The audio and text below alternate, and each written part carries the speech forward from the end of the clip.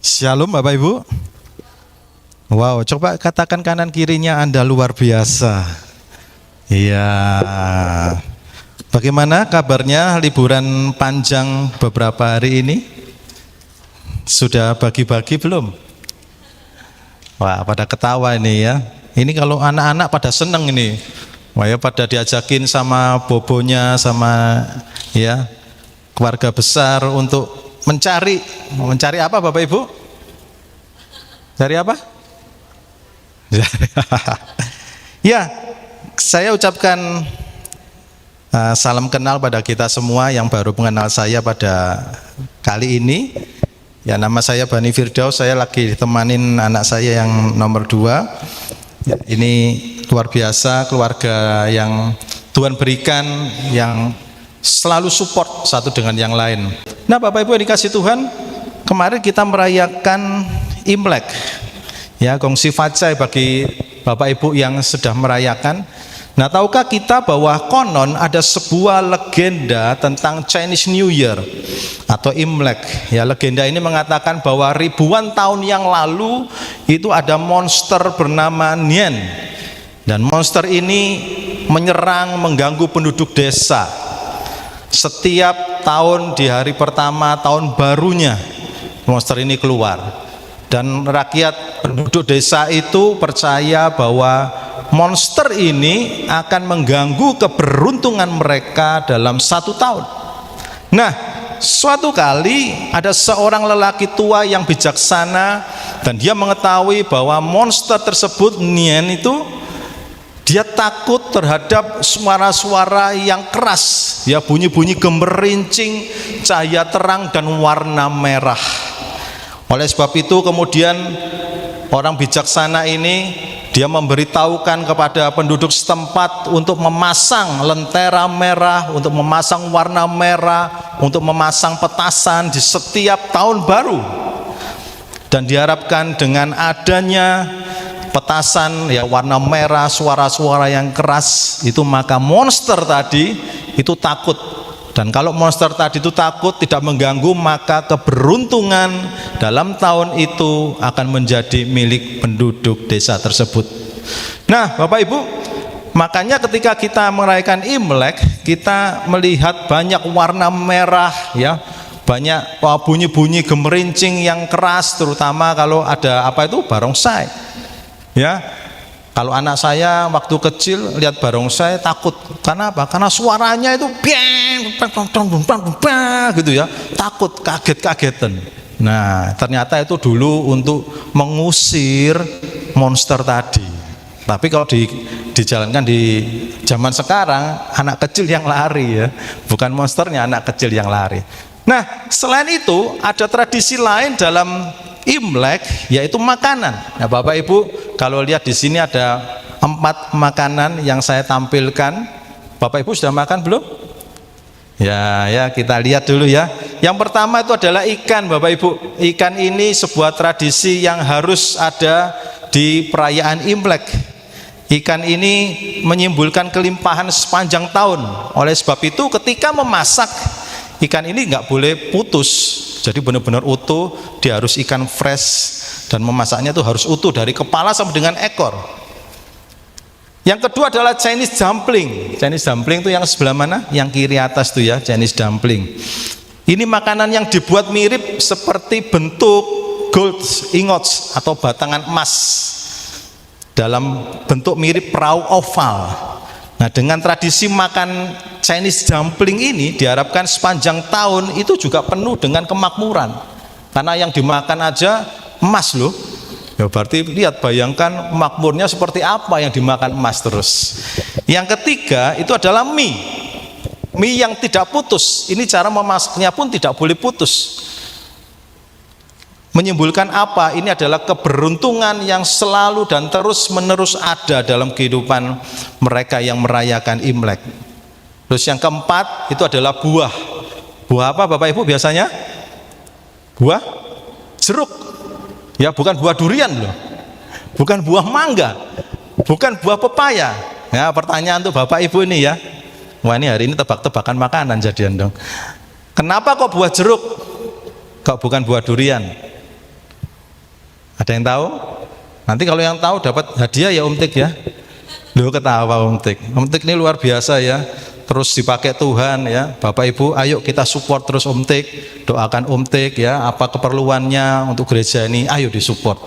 Nanti dapat 1 keranjang jeruk ya Om Tik ya. Tapi beli sendiri di supermarket gitu ya. Nah, kenapa kok harus buah jeruk? Nah, lihat Bapak Ibu. Buah jeruk ya. Ini warnanya adalah warna emas. Warna kekuning-kuningan, warna orange itu simbol dari emas.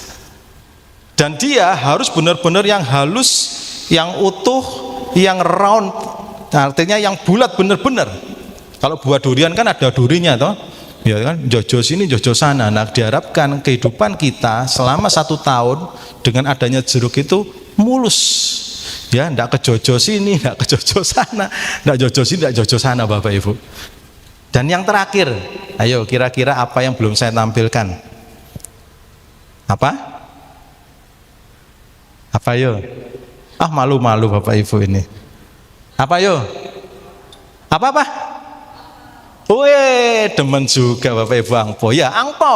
Ya, angpo ini uang yang diberikan kepada anak kecil, ya kan, orang yang belum menikah atau orang tua. Pada hari raya Imlek biasanya dibungkus dengan kertas merah, diberikan dengan harapan bahwa penerima hungpao itu akan mendapatkan keberuntungan lagi sepanjang tahun baru. Nah, saudara, kita lihat tadi ya, tradisi Imlek itu semuanya tentang keberuntungan dan keberuntungan. Kehidupan manusia itu selalu ingin beruntung. Anda mempunyai fasilitas yang bagus, Anda pun pasti ingin beruntung, bukan? Anda punya mobil, pasti ingin beruntung. Ya, semoga nanti kalau ada undian dapat mobil lagi. Benar? Nanti kalau saudara yang sudah dapat pekerjaan, ya semoga aku beruntung tahun ini bisa karirku naik. Saya punya kenalan sebuah keluarga, dia ini beruntung banget.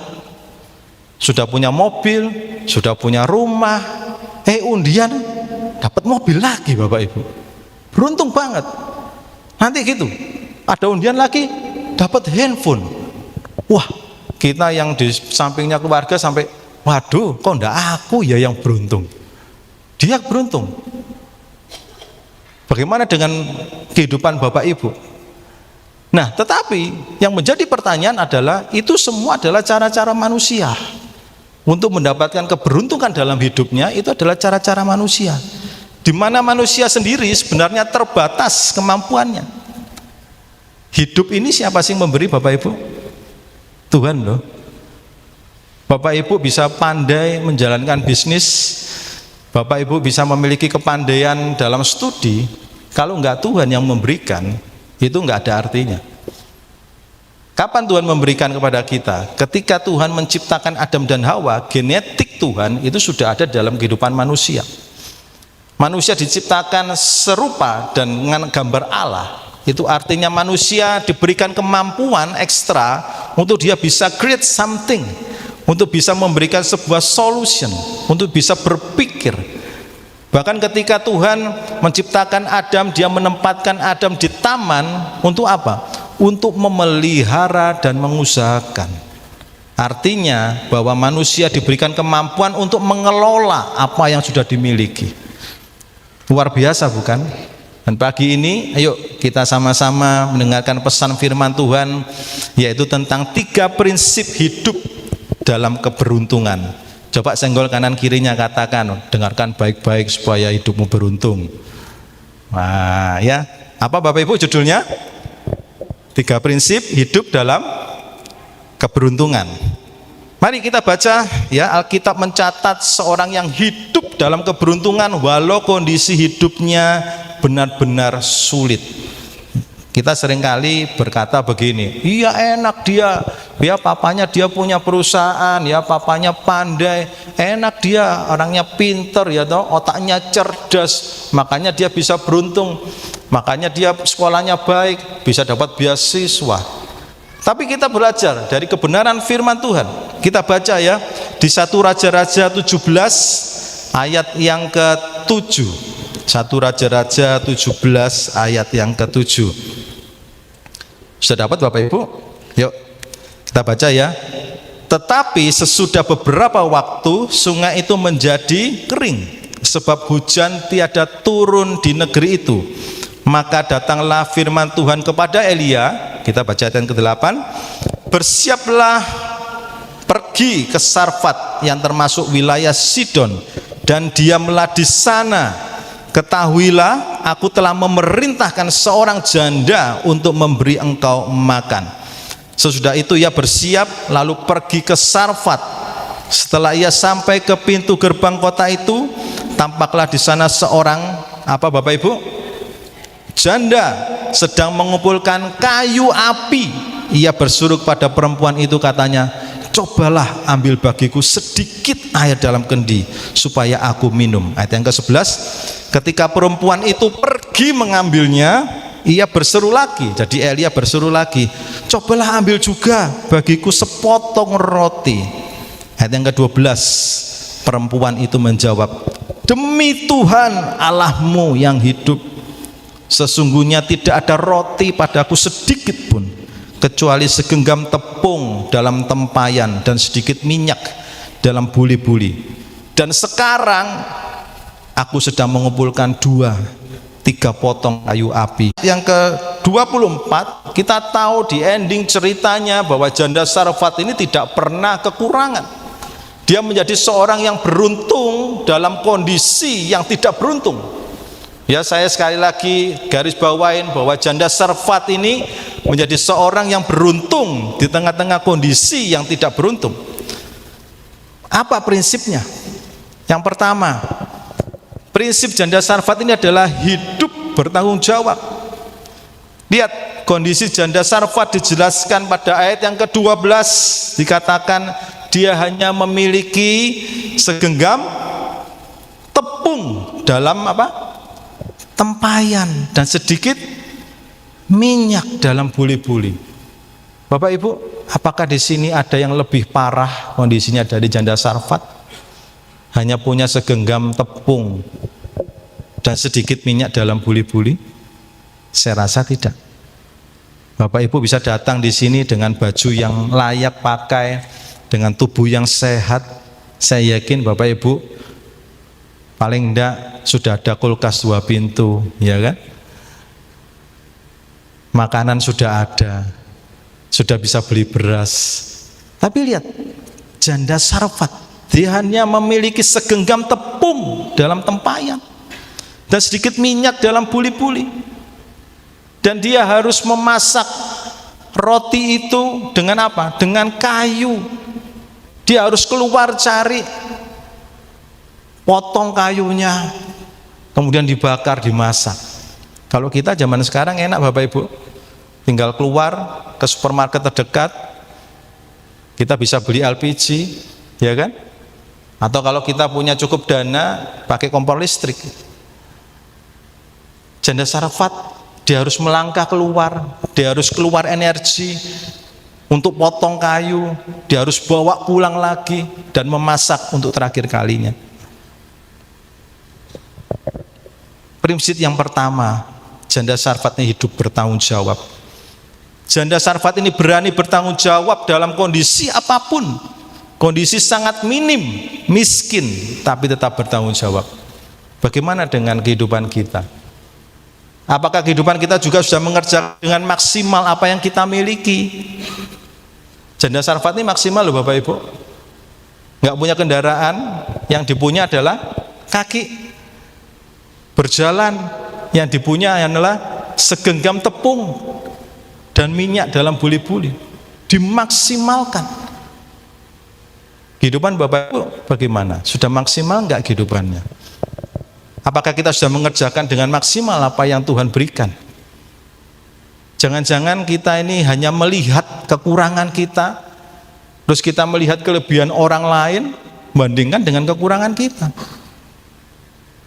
Itu sebabnya seringkali iman kita dalam Kristus itu sering goyang, karena kita tidak melihat kekuatan Kristus dalam kelemahan kita, tapi kita melihat apa? Kekurangan kita yang lebih besar dari kekuatan Kristus. Janda Sarfat ini luar biasa.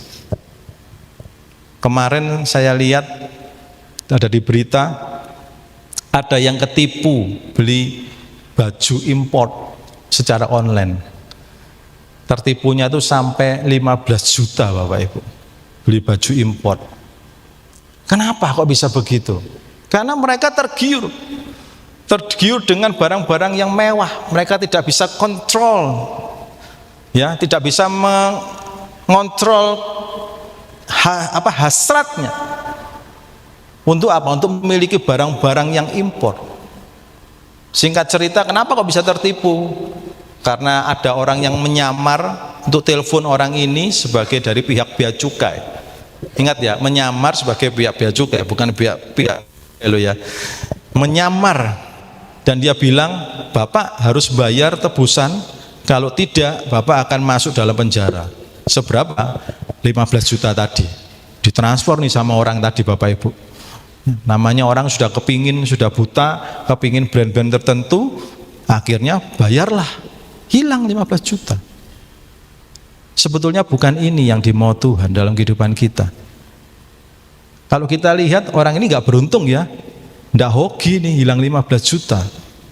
Tetapi apakah dia nggak hoki? Sebetulnya tidak. Tetapi ketidaktahuan dia, ketidakmaksimalnya hidupannya dia, membuat dia tidak beruntung. Dia dengan sembrono, dengan ceroboh, tanpa dia bisa berpikir dengan baik, langsung aja dia transfer. Bukankah itu sering ya kejadian seperti itu? Apapun lah, mari jangan sampai kita ini tidak beruntung karena kita tidak memaksimalkan apa yang kita miliki. Bapak Ibu memiliki apa? 2 tangan, 2 kaki. Kita memiliki sebuah pemikiran, kemampuan untuk berpikir. Ayo dikelola. Bapak Ibu yang suami istri, punya pasangan, ayo berpikirnya berarti bisa double, bisa mencari solusi yang jauh lebih baik. Kenapa kalau kehidupan kekristenan, perceraian itu bisa tinggi? Karena suami istri harusnya satu pikiran, tetapi tidak mau jadi satu, maunya sendiri-sendiri. Tidak beruntung pernikahannya, jadi cerai. Pagi hari ini kita diingatkan ya, kehidupan janda Sarfat, di mana dalam kondisi yang minim janda Sarfat ini bisa beruntung. Kita masuk prinsip yang kedua agar kehidupan kita beruntung seperti janda Sarfat.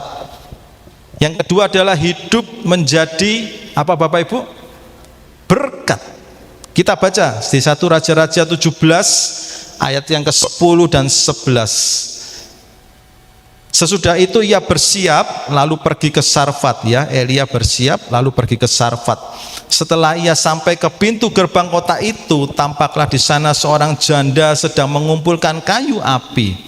Ia bersuruh kepada perempuan itu, katanya, cobalah ambil bagiku sedikit air dalam kendi supaya aku minum. Ayat yang 11, perhatikan baik-baik. Ketika apa Bapak Ibu? Perempuan itu pergi mengambilnya. Coba bayangkan. Kita kadang bisa malu loh ya sama janda Sarfat. Ini janda sudah hopeless, sudah di end of her days, her life. Tapi lihat, ketika ada orang yang minta tolong, minta sedikit air, yang dilakukan apa sama janda itu? Diambilkan loh. Kadang kita egois banget loh hidup itu. Kalau ada orang minta tolong, oh sorry ya, kamu siapa? Kadang kita tutup mata dengan mereka yang kelihatan mata harus ditolong. Janda ini sudah minim, kondisinya miskin, masih bisa menolong. Ini mirip dengan pemberian seorang janda yang miskin, yang memberikan seluruh tabungannya untuk persembahan di rumah Tuhan, dibandingkan orang kaya, ahli-ahli Taurat yang hanya 1/10-nya. Ini mirip dengan cerita-cerita yang seorang perempuan mengurapi kaki Yesus dengan minyak narwastu. Itu seluruh tabungannya Bapak Ibu ada di minyak narwastu dan dipecahkan begitu saja untuk mengurapi Yesus. Bagaimana dengan kehidupan Bapak Ibu dan saya tempat ini? Kita sudah nggak terasa ya, sudah masuki bulan Februari loh, di tahun yang baru. Apakah kita masih memiliki paradigma yang sama di tahun 2023? Kalau kita masih memiliki paradigma cara berpikir, ya, horizonnya kita berpikir sama seperti 2023, maka keberuntungan itu nggak akan terjadi di 2024. Kita harus rubah cara berpikir kita sesuai dengan kebenaran firman Tuhan. Sebab itu yang mau Tuhan dalam kehidupan saudara. Yesus datang itu untuk memberikan hidup, bukan hanya hidup kekal. Tujuan memang akhirnya hidup kekal, tetapi kehidupan saudara dan saya di bumi ini mengalami sebuah keberuntungan. Ada amin? Buktinya apa? Tuhan ketika pelayanan sebagai manusia di bumi, yang dilakukan pertama kali dan banyak hal dilakukan adalah mujizat. Mujizat loh. Nggak ujuk-ujuk Tuhan datang sebagai seorang manusia kemudian dia berkhotbah sini sana sini sana. Nggak cuma itu. Banyak keberuntungan yang Tuhan berikan kepada manusia pada saat itu.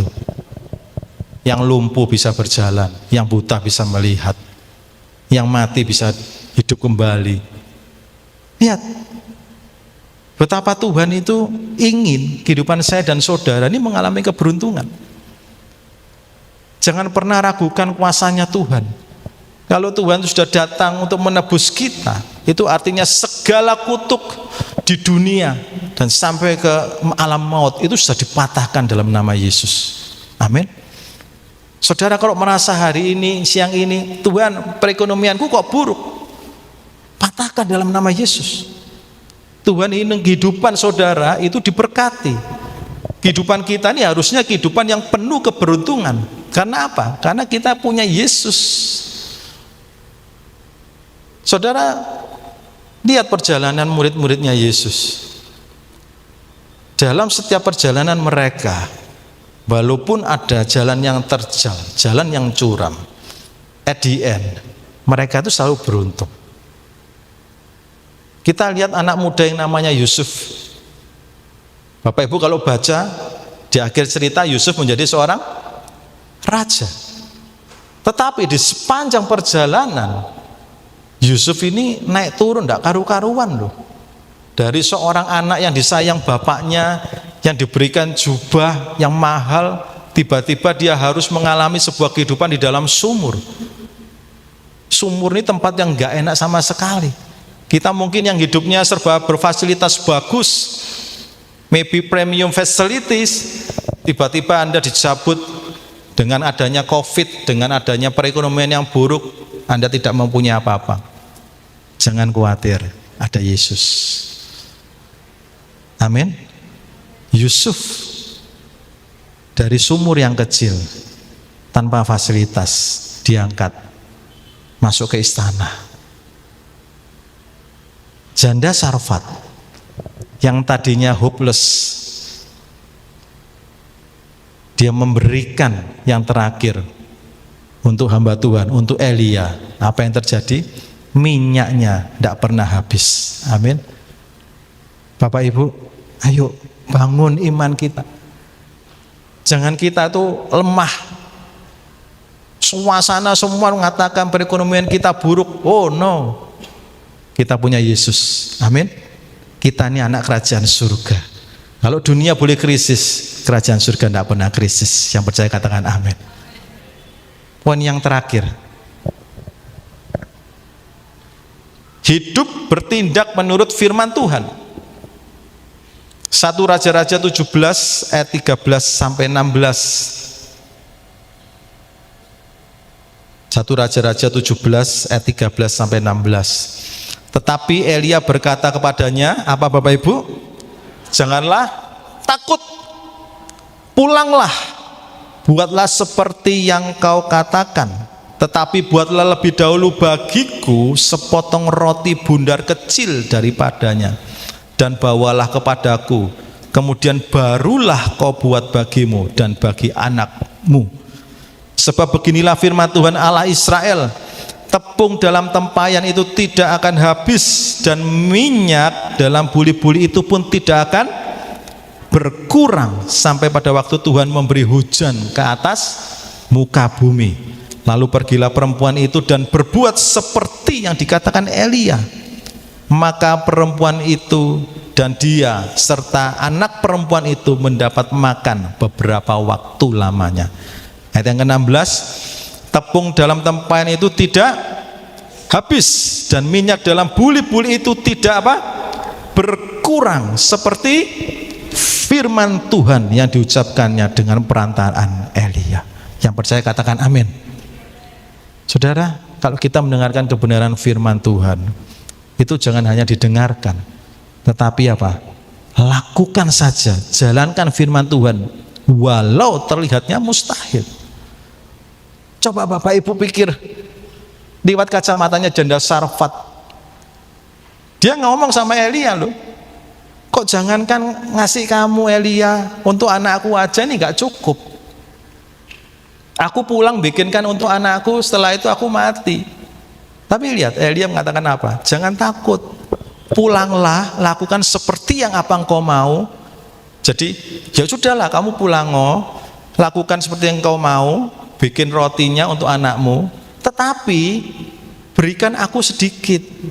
Lihat, harus mengutamakan apa yang diperintahkan Tuhan dalam kehidupan saudara. Kalau Tuhan berkata memberi, beri, baru Anda simpan, harus saving. Kalau Anda mendapatkan berkat, tanya Tuhan dulu, Tuhan, berkatmu ini yang aku terima untuk siapa? Jangan langsung saudara simpan saving, atau saudara langsung pikir, oh aku tak beli sepeda motor baru, wah ini keluar sepeda motor baru tahun-tahun ini, atau beli mobil baru. Sekarang banyak mobil elektrik, ya, banyak mobil listrik, mereknya macam-macam. Coba tanya Tuhan dulu, berkat yang Tuhan titipkan kepada saudara dan saya, ini untuk siapa? Dan ketika janda Sarfat melakukan, tepung itu tidak pernah berhenti terisi, minyak-minyak itu tidak pernah kering. Kalau saudara mau melakukan kebenaran firman Tuhan, percayalah, tabungan saudara nggak akan pernah kering. Amin. Orderan saudara tidak akan pernah berhenti. Amin. Percaya. Tapi jangan lupakan yang nomor satu, harus maksimal kehidupan kita. Jangan kemudian terus, oh ya aku percaya Tuhan, Engkau akan memenuhi semua kebutuhanku, tetapi saudara ongkang-ongkang kaki, melipat tangan, tidur-tiduran dulu. Alkitab mengatakan apa? Hai pemalas, belajarlah kepada semut dan jadilah bijak. Kita melipat tangan sebentar lagi, rebah sebentar lagi, maka kemiskinan akan menghinggapi engkau. Itu firman Tuhan. Di satu sisi firman Tuhan mengajarkan untuk apa? Menjadi berkat, seperti poin yang nomor 2. Amsal 11 ayat 24-25 mengatakan demikian. Ada yang menyebar harta tetapi bertambah kaya, dan ada yang menghemat secara luar biasa namun selalu berkekurangan. Siapa banyak memberi berkat, diberi kelimpahan. Siapa memberi minum, ia sendiri akan diberi minum. Ini prinsip kebenaran firman Tuhan. Jangan terus kita berpikir secara logikanya manusia. Kalau kita berpikir secara logikanya manusia, gak masuk akal. Tuhan memberi banyak, kok dapatnya banyak. Memberi ya, gak nyimpan, tapi ya menyebar harta tetapi bertambah kaya. Ini unik. Coba Bapak Ibu bisa berpikir secara dalam kebenaran firman Tuhan. Bapak Ibu, firman Tuhan itu luar biasa. Bapak Ibu biasakan untuk membaca Alkitab dari sudut pandangnya Alkitab. Jangan meragukan, ketika saudara membaca Alkitab, jangan terus meragukan secara logikanya manusia. Tapi coba dipikir, minta hikmat Tuhan. Orang yang menyebar harta akan bertambah kaya. Ini prinsip investasi Bapak Ibu. Anda kalau mau buka gini, Bapak Ibu punya toko nih satu ya, kapasitasnya tokonya adalah misalkan bengkel aja, lebih mudahnya bengkel motor ya, bengkel motor Anda kapasitasnya adalah 50 motor satu bulan. Bagaimana caranya Bapak Ibu supaya lebih banyak motor bisa ditampung dalam bengkel itu? Caranya bagaimana? Dibesarkan kan? Atau Anda buka cabang baru? Anda buka cabang baru, itu nyebar harta. Anda bagus kerjanya, bengkel di cabang Surabaya Timur, bagus 50 motor, Anda buka di Surabaya Barat, ini nyebar harta kan? Beli lagi toh, beli lagi ruko atau apa, ini nyebar harta. Kerja Anda bagus, bertambah kaya enggak? Bertambah. Loh, ini prinsipnya firman Tuhan. Tapi satu sisi kalau Bapak Ibu berpikir secara manusia, enggak masuk akal Tuhan. Mana bisa menyebar harta tetapi bertambah kaya? Bukankah kita selalu diajarkan oleh orang tua adalah menabung pangkal? Bisa mulai paham ya Bapak Ibu ya? Ini menyebar harta tetapi bertambah kaya. Lihat betapa dalamnya kebenaran firman Tuhan itu. Mari pagi hari ini, apa yang bisa Tuhan berikan? Apa yang sudah Tuhan berikan dalam kehidupan saudara? Apa yang harus kita kembalikan kepada Tuhan? Apa yang kita bisa bantu untuk gereja ini? Apa yang bisa dikembangkan? Kehidupan saudara apa yang bisa dikembangkan? Suami istri, ayo lebih kompak. Kerjasama yang baik, jadi berkat. Ya, suami jadi berkat bagi istrinya, istrinya jadi berkat bagi suaminya. Satu kata, satu hati. Dalam mendidik anak pun juga seperti itu. Saya waktu meninggalkan anak-anak 2 bulan lebih, mereka hidup sudah bisa mengatur Bapak Ibu. Karena apa? Kita selalu kompak. Sekolah dia sudah bisa ngatur sendiri kapan harus berangkat, kapan harus belajar, kapan mereka harus les. Sampai kebutuhan rumah tangga, mereka belanja. Kita ada driver satu, mereka yang belanja rinso, belanja sampo, ya, sabun cuci atau apa. Kenapa? Ya karena kita harus kompak. Apa yang kita punya kita maksimalkan. Kalau papa mamanya harus bekerja, ya anak-anak harus bisa membantu dan itu harus kompak. Dan puji Tuhan, nilai mereka baik-baik. Itu bukan karena mereka pandai dan sebagainya, tapi apa? Karena kita kompak satu kata. Kita memaksimalkan seperti janda Sarfat di dalam sebuah kondisi fasilitas yang kita ndak in a good facilities.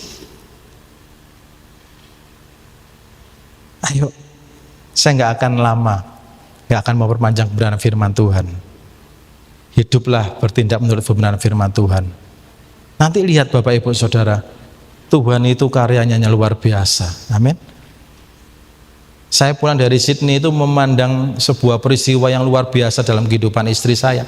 Istri saya itu baru pertama kali ke Australia, ya bulan 8 tahun lalu, 2023, itu pertama kali dan sendirian. Dan dia harus sekolah dan bekerja, diizinkan bekerja.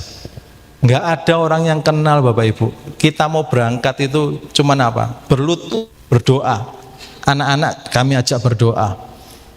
Ayo tiap hari doakan. Anak-anak, doakan orang tuamu.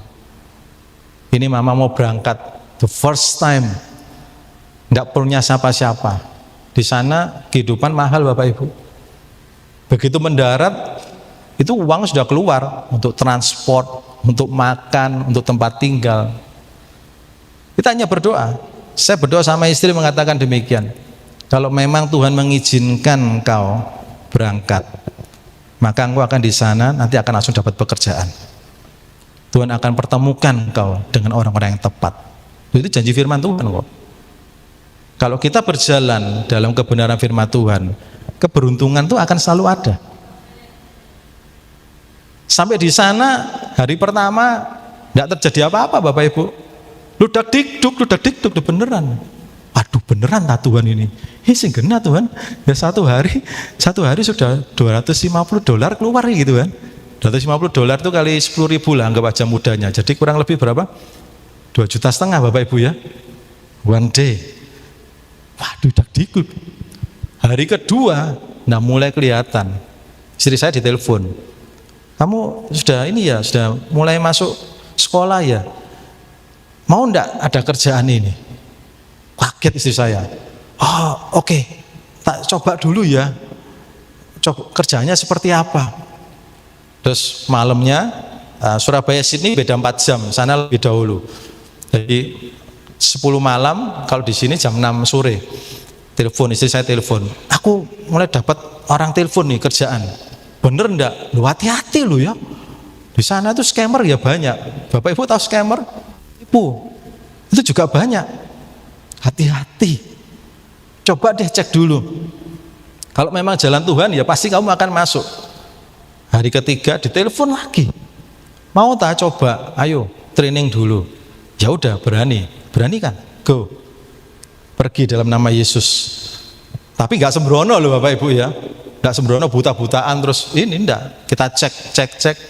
Oke, pergi, jalan. Dan disitulah mujizat Tuhan dinyatakan. Hari ketiga, hari keempat, kerjaan itu lancar sampai saat ini. Karena apa? Karena kemuliaan nama Tuhan. Kita beruntung karena ada Yesus dalam kehidupan kita. Amin. Kita sampai geleng-geleng Bapak Ibu. Wah, luar biasa ya. Pemeliharaan Tuhan itu sempurna. Bukan hanya untuk janda di Sarfat yang notabene tercatat di Alkitab yang itu sudah terjadi, tetapi Alkitab itu iya dan amin. Alkitab itu sepanjang zaman, sepanjang waktu. Bahkan anak-anak pun harus diajarkan kebenaran firman Tuhan. Anak-anak saya yang pertama juga beasiswa di high school, ini anak yang kedua, saya ajarkan doa sungguh-sungguh. Papa tidak punya banyak uang, doa sungguh-sungguh. Lakukan apa yang kamu maksimal kamu bisa lakukan. Belajarmu maksimalkan. Dia bisa senang basket, maksimalkan latihan. Dia dapat beasiswa untuk masuk junior high. Lihat Bapak Ibu. Saya mau punya Tuhan Yesus. Tuhan kita sama. Amin. Lihat. Cara kerja Tuhan itu luar biasa, pemeliharaan Tuhan. Setiap hari saya katakan pada anak-anak, doa. Lakukan kebenaran firman Tuhan. Jangan terus kita mintanya good facilities. Loh teman-temannya dia pakai good facilities apa? Shoesnya apa? Mahal, 2,5 juta, 3 juta. Ya itu namanya shoes yang merek-merek yang secret itu loh Bapak Ibu. Selirit. Nah itu kan mahal-mahal. Dia sepatu tidak pernah mahal. Tapi lihat, ketika kita mau berjalan dalam kebenaran firman Tuhan, hidup kita dimaksimalkan, keberuntungan itu akan selalu ada dalam kehidupan kita. Amin. Ayo kita sama-sama bangkit berdiri.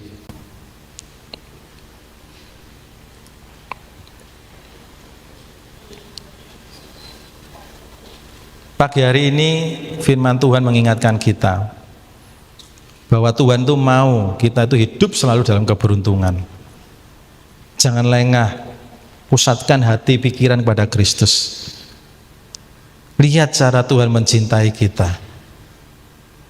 Dia ada di setiap proses kehidupan kita.